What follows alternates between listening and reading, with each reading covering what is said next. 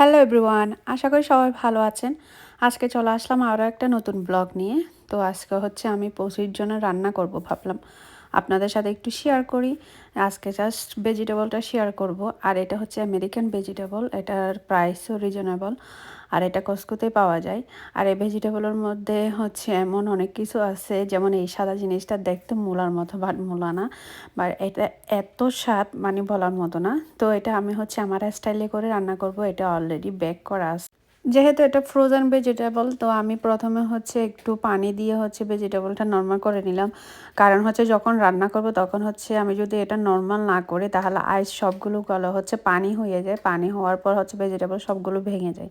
তারপর হচ্ছে ডালগুলো হচ্ছে তেলে ভেজে নিচ্ছি। আর ডালটা এমনভাবে ভাজতে হবে যাতে হচ্ছে যখন ভেজিটেবলটা কুক করব তখন যেন ডালগুলো না ভাঙে। তো একদম লাল লাল করে হচ্ছে ডালগুলো ভেজে নিলাম।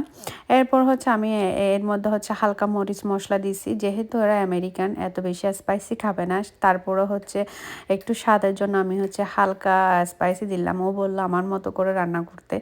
তো আর তারপর হচ্ছে পেঁয়াজ দিলাম। পেঁয়াজটা হচ্ছে আমি পুরোটাই হচ্ছে পেঁয়াজটা হচ্ছে ভেজে নিব না, জাস্ট হচ্ছে কাঁচা স্মেলটা চলে যাবে। এরপর হচ্ছে ভেজিটেবলগুলো দিয়ে দিলাম। ভেজিটেবলটা দিয়ে হচ্ছে বেশিক্ষণ কুক করা যাবে না, যেহেতু এগুলো অলরেডি বেক ভেজিটেবল। তো নিয়ে হচ্ছে একটু ভালোভাবে মরিচ মশলার সাথে নেড়ে সল্ট দিয়ে নিলাম। আর আমি যার জন্য হচ্ছে রান্না করতেছি ও হচ্ছে ছোটনের কলিগ। তো অনেক দিন ধরে বলতেছিল ওর জন্য একটু রান্না করে দিতে।